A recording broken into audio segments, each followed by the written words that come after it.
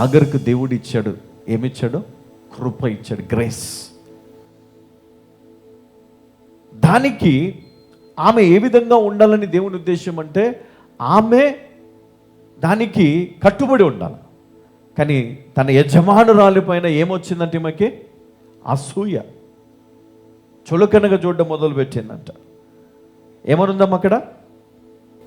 ఒకసారి ఆదికాండం 16వ అధ్యాయము.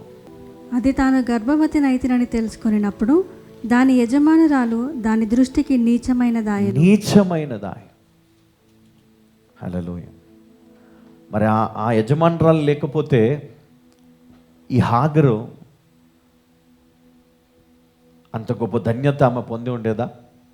యేసుక్రీస్తు లేకపోతే ఈరోజు ఈ సంఘాలు ఉండేవా? మనం దాన్ని గ్రహించాల. మనని దేవుడు ఎందుకు పెట్టాడు, మనం ఏం చేయాలి, మనం దేనికి లోబడాలి అనే విషయాన్ని మనం గ్రహించగలిగితే నిజంగా మన జీవితంలో దేవుడు గొప్ప కార్యాలు చేస్తాడు. కొన్నిసార్లు మనం కూడా తొందరపడి తప్పు నిర్ణయాలు తీసుకుంటాం మనం, కానీ అవి మనల్ని చాలా బాధపడతాయి. ఎంతగా వేధిస్తాయి అంటే కొన్నిసార్లు ఇంకా ఈ ప్రార్థనలు వద్దు, ఈ ఆత్మీయ జీవితం వద్దు, ఇంకేమొద్దు, లోకంలో బ్రతికితే కాదా, తాగితే కాదా, వ్యభిచారం చేస్తే కాదా, అక్రమ సంబంధాలు పెట్టుకుంటే కాదా, ఏమవుతుంది నాకు? ఎందుకు నేను నీతిగా బ్రతకాలా? ఎందుకు నేను దేవునికి లోబడాలా? ఎందుకు నేను పవిత్రమైన జీవితం జీవించాలా? నాకు నచ్చినట్లు నేను జీవించవచ్చు కదా. అమ్మ, నువ్వు నచ్చినట్లు జీవించడానికి కాదు యేసుక్రీస్తు వచ్చింది. ఆయన చెప్పినట్లు నువ్వు నడుచుకుంటే నీవు ధన్యుడవు, ధన్యురాలు, నీవు పరలోకాన్ని పొందుకుంటావు. నీ తరతరములను దేవుడు ఆశీర్వదిస్తాడు, పోషిస్తాడు. వారికి ఈ లోకములో వారికి నీడనిస్తాడు దేవుడు. ఒకవేళ నువ్వు ఇప్పుడు గనక నువ్వు నిర్లక్ష్యం చేసి నీకు నచ్చినట్టు నువ్వు బ్రతుకుతాను అనుకుంటే కనుక నీకు కాదు కదా, నీ పిల్లలకు కూడా ఈ లోకంలో స్థానం ఉండదు. ఎందుకంటే మనం ఉన్నది చివరి దినాల్లో, అంత్య దినాల్లో. దేవుని రాకడ చాలా సమీపంగా ఉంది, ఇది సత్యం. ఎప్పుడు ఏం జరుగుతుందో ఎవరికి తెలియదు.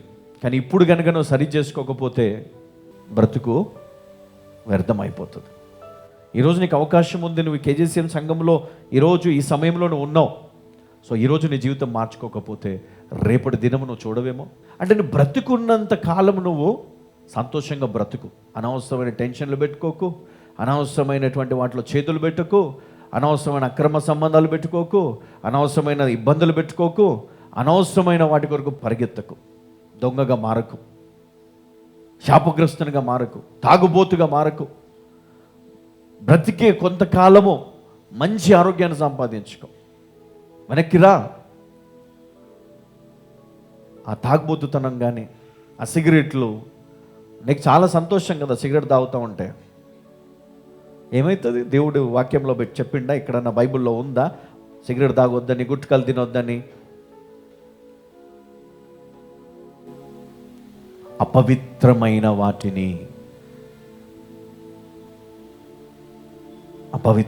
వాటిని దగ్గర ఉంచొద్దు. అది నిన్ను పాడు చేస్తుంది, అది మత్తుని కలుగజేస్తుంది, అది క్రోధాన్ని తీసుకొస్తుంది, అది కోపాన్ని రగిలిస్తుంది, అది పాపాన్ని ప్రేరేపిస్తుంది. కాబట్టి వాటికి నువ్వేం చేయాలా? స్వస్తి చెప్పి, గుడ్ బై చెప్పి, దేవా నీకోసమే ఉంటాను, నీకోసం నిలబడతా, నీకోసం పని చేస్తాను. అలా ఎంతమంది యవనస్తులు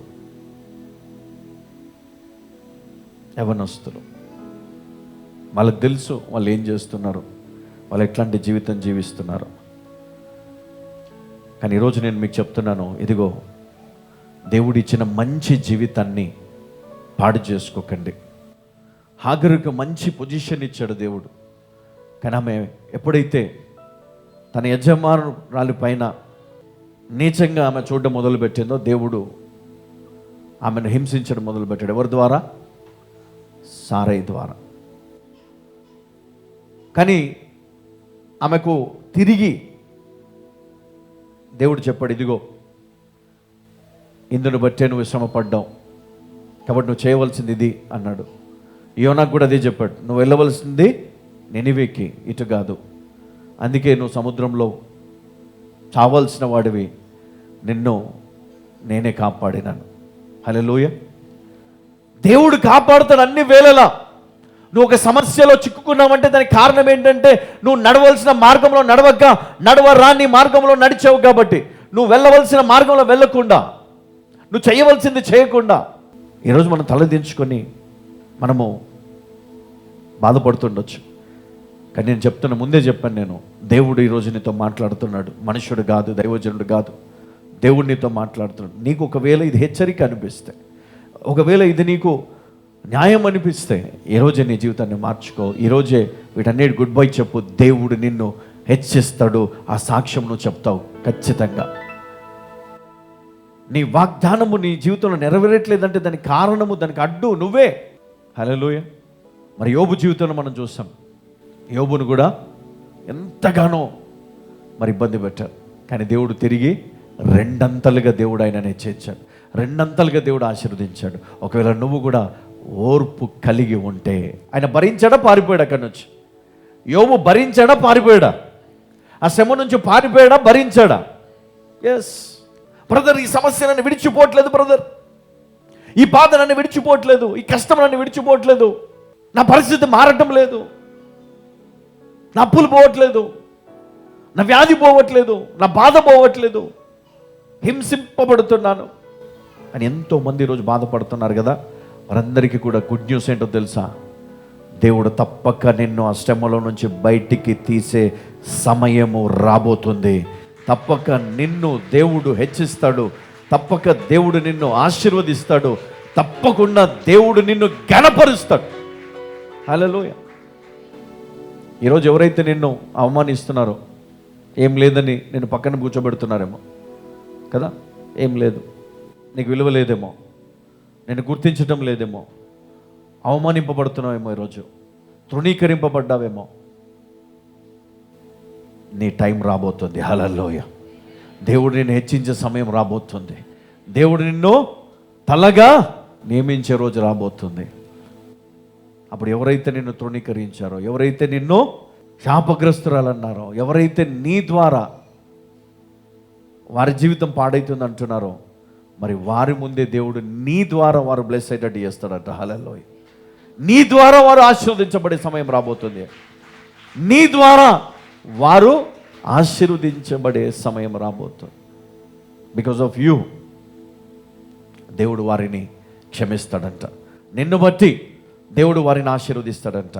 నిన్ను బట్టి దేవుడు వారిని పోషిస్తాడంట. అందుకనే మరొక మాట ఉంటుంది కదా, నిన్నెవరైతే ఆశీర్వదిస్తారో వారిని నేను హల్లెలూయా